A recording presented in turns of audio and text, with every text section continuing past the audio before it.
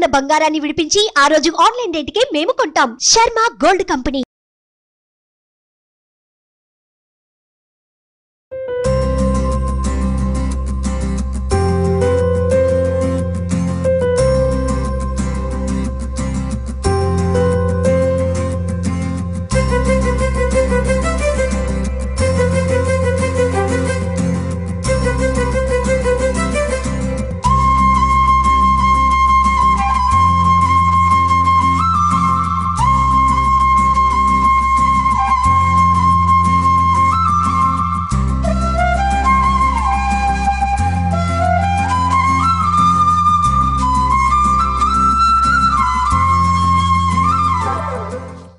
సాయిరామ్, నేను మీ వనజ రామిశెట్టి.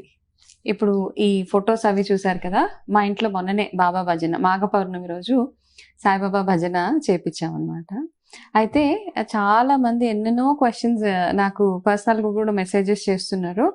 సో ఈ వీడియో చేయడానికి మెయిన్ కారణం ఏంటంటే అండి, అందరికీ రకరకాల క్వశ్చన్స్. అంటే బాబాని పూజ ఎలా చేయాలి, 9 వారాల వ్రతం ఎట్లా చేయాలి, బాబా పారాయణం ఎట్లా చేయాలి, నియమాలు ఏంటి, అలా మనం ఎప్పుడైనా మధ్యలో బ్రేక్ వస్తే మనము ఆ పూజ కంటిన్యూ చేయలేమా, మళ్ళీ మొదలు పెట్టాలా, ఇట్లా ఒక్కొక్కరికి రకరకాల క్వశ్చన్స్. అలాగే భజన ఎలా చేయాలి, ఎందుకు చేయాలి, ఎప్పుడెప్పుడు చేసుకోవచ్చు భజన. సో ఇవన్నిటికీ అంటే ఈ బాబా పూజా విధానానికి సెట్ చేసే ఒక రూల్ ఏది లేదండి. అయితే ఇప్పుడు మనం బాబా పారాయణం చేసినప్పుడు, బాబా సచ్చరిత్ర చదివినప్పుడు అందులో స్టార్టింగ్ పేజెస్లో మనకి అన్నీ ఉంటాయన్నమాట. అంటే ఎలా చేయాలి పూజ, 1 వీక్లో ఫినిష్ చేయాలి, ఇట్లా రకరకాల. అంటే ఒక్కొక్క పుస్తకం చదువుతుంటే ఒక్కొక్క ఎవరైతే ఆథర్స్ రాస్తారో వాళ్ళకి ఏదైతే అంటే వాళ్ళు పాటించే పూజా విధానం ఏదైతే ఉందో అది అందులో మెన్షన్ చేశారు. అంతేగాని బాబా గారు ఏనాడు చెప్పలేదు నా పూజ ఇలాగే చేయాలి, నా పూజ ఉపవాసం ఉండి మాత్రమే చేయాలి, మీరు ఈ వారం రోజుల్లోగా ఈ పుస్తకం కంప్లీట్ చేయకపోతే మీకు లేకపోతే ఏదైనా పాపం తగులుతుందో, లేకపోతే మీరు అనుకున్న పనులు, ఇలాంటివి ఏవీ లేవండి అక్కడ. అయితే ఇప్పుడు మనకి ఆయన మీద ఉన్న భక్తితో మనం చేసేవే ఈ పూజలు కానివ్వండి, ఈ పారాయణాలు కానివ్వండి, ఇవన్నీ మనకి ఆయన మీద ఉన్న భక్తిని మనం చూపించుకోవడానికి మనం చేసే, మనకి మనం పెట్టుకున్న రూల్స్ మాత్రమే ఇవన్నీ. అయితే చాలామందికి కొంతమందికి టైం సమస్యలు ఉంటాయి, ఆరోగ్య సమస్యలు ఉంటాయి. సో కానీ స్టిల్ మనకి ఏమనిపిస్తుంది అంటే బాబా అనుగ్రహం మనకు కావాలి, బాబాకి నేను ఎంత దగ్గరగా ఉంటే అంత బాగుంటుంది, ఇలా అవన్నీ మనకు అనిపిస్తూ ఉంటాయి. అయితే మనకి మనసు ఎప్పుడు ప్రశాంతంగా ఉంటుందో అప్పుడు మాత్రమే పూజలు, ఏ పూజ అయినా కానీ, అది బాబా పూజ అవ్వచ్చు. అంటే మనకు ఒక డిసిప్లిన్కి అలవాటు పడిపోయి మనం బ్రాహ్మీ ముహూర్తంలో ఉదయాన్నే లేచి మనం పూజలు అవి మొదలు పెట్టుకుంటే చాలా బాగుంటుంది. యాక్చువల్గా ఆరోగ్యపరంగా కూడా చాలా బాగుంటుంది. అంతేకాని మనం స్పెసిఫిక్గా మనకు ఆరోగ్యం సహకరించకపోయినా, లేదు మనకి రకరకాల ఇబ్బంది, ఇంట్లో మనశ్శాంతిగా లేకపోయినా, ఇంట్లో వాతావరణం సరిగా మనకు సపోర్ట్ చేయదు. చాలామంది ఏంటంటే వాళ్ళు పూజలు చేయాలనుకున్న వాళ్ళ ఇంట్లో వాళ్ళ భర్తో, లేకపోతే అత్తగారో, మామగారో, లేకపోతే ఎవరో ఒకరు పేరెంట్సో వాళ్ళని చేయనివ్వరు, సపోర్ట్ చేయరు, లేకపోతే రకరకాల ఇబ్బందులు అవుతూ ఉంటాయి వాళ్ళకి. సో అలాంటప్పుడు ఏంటంటే మీకు ఏ ప్లేస్లో పీస్ఫుల్గా ప్రశాంతంగా ఉంటుందో ఆ ప్లేస్లో మాత్రమే కూర్చొని పూజ చేయండి. ఇవేమీ కుదరట్లేదు అంటే రోజు మీ ఇంటి దగ్గరలో ఏదైనా బాబా టెంపుల్ ఉంటే అక్కడికి వెళ్ళి ఒక 10 నిమిషాలు మనశాంతిగా కళ్ళు మూసుకొని బాబా ధ్యానం చేసుకొని అక్కడి నుంచి వెళ్ళిపోండి. ఇవన్నిటికంటే ఇంపార్టెంట్గా భజన చేయించుకోవాలన్నప్పుడు ఏంటంటే, మనం చదివిన సాయిబాబా సచ్చరిత్రలో బాబా ఏ పుస్తకంలో చదివినా ఆయనకు భజన అంటే చాలా ఇష్టం అనమాట. సో అలాంటివన్నీ చూస్తుంటాం. రకరకాల బాజా భజంత్రీలతోటి రకరకాల భజనలు ఆయన కోసం పాడుతూ ఉన్నప్పుడు ఆయన చాలా సంతోషించే వాళ్ళని. సో అందుకని ఏంటంటే బాబా భజన నేను అంటే 3 నెలలకు ఒకసారి, సంవత్సరానికి అట్లీస్ట్ 3-4 సార్లు సంవత్సరంలో భజన చేపిస్తూనే ఉంటాను.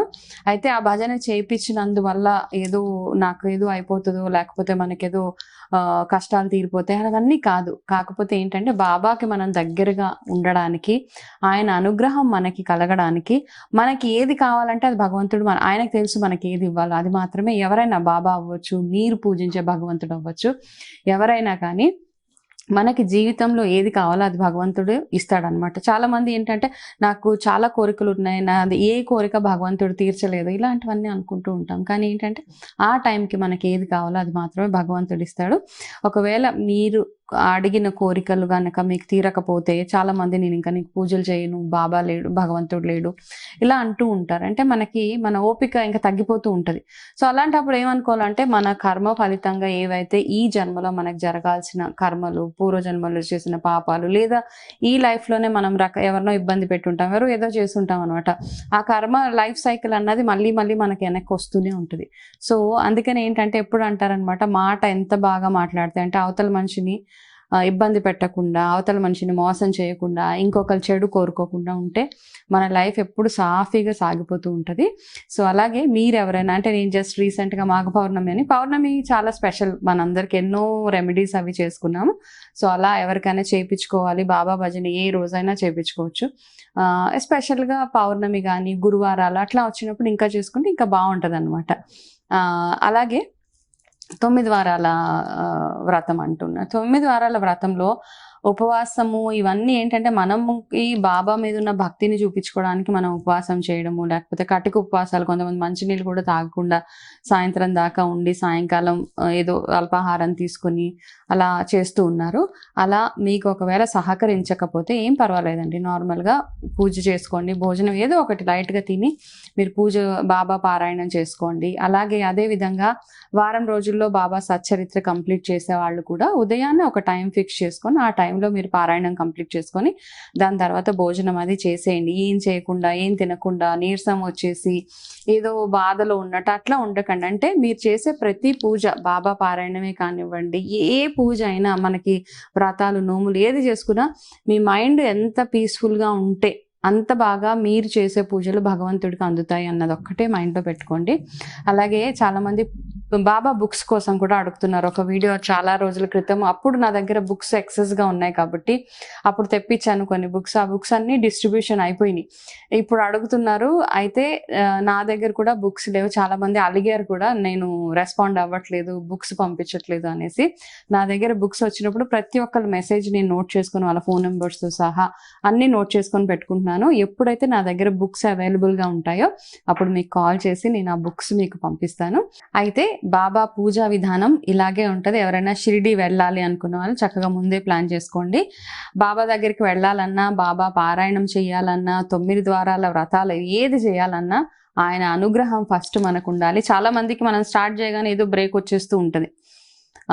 అలా వచ్చినట్టు పర్వాలేదు, ఇంకొకసారి చేసుకోవచ్చు. అంతే. మరి వారం రోజులు బుక్స్ అవుతున్నప్పుడు మధ్యలో ఎవరికో ఏదో ఇబ్బంది వచ్చేస్తూ ఉంటుంది. అలా అని మనకేదో పాపం తగిలేస్తుంది, ఏం చేయాలి అని మెసేజెస్ చేస్తున్నారు, ఏం పర్వాలేదండి. ఆ వారం కుదరకపోతే ఏదైనా ఇంకొక వారం చూసి మొదలుపెట్టి కంప్లీట్ చేయడానికి చూడండి. ఆ బుక్ చదివేటప్పుడు కాస్త పీస్ఫుల్గా ప్రశాంతమైన వాతావరణంలో కూర్చొని చదివేలాగా చూసుకోండి. అందులో ఉన్న సారాంశం ఏదైతే ఉందో, అంటే బాబా చరిత్ర చదవడం అంటే బాబా గురించి తెలుసుకోవడమే కాకుండా అందులో నుంచి మనము ఏం నేర్చుకోగలుగుతాము, అంటే బాబా ఎట్లా ఒక్కొక్కరితోటి ఎలాగ డీల్ చేసేవాళ్ళు, ఆయన మంచితనం ఏంటి, ఆయన ఎదుటి వాళ్ళని వాళ్ళని ఎలా ట్రీట్ చేయాలి, ఎదుటి మనిషిని, మనకంటే తక్కువ స్థాయిలో ఉన్న వాళ్ళని మనం ఏ విధంగా చూసుకోవాలి, ఇవన్నీ అందులో నుంచి మనం తెలుసుకునే సారాంశం అనమాట ఆ పుస్తకంలో. అంతేగాని ఏదో బాబా చరిత్ర చదవడం వల్ల ఆయన గురించి తెలుసుకోవడంతో పాటు అందులో ఆయన ఏవైతే ఫాలో అయ్యారో, మంచి చెడు ఏవైతే అన్నీ ఉంటాయి అందులో, అవన్నీ మనం ఫాలో అవుతూ ఉంటే మన జీవితం ఎంతో బాగుంటుంది. సాయిరామ్.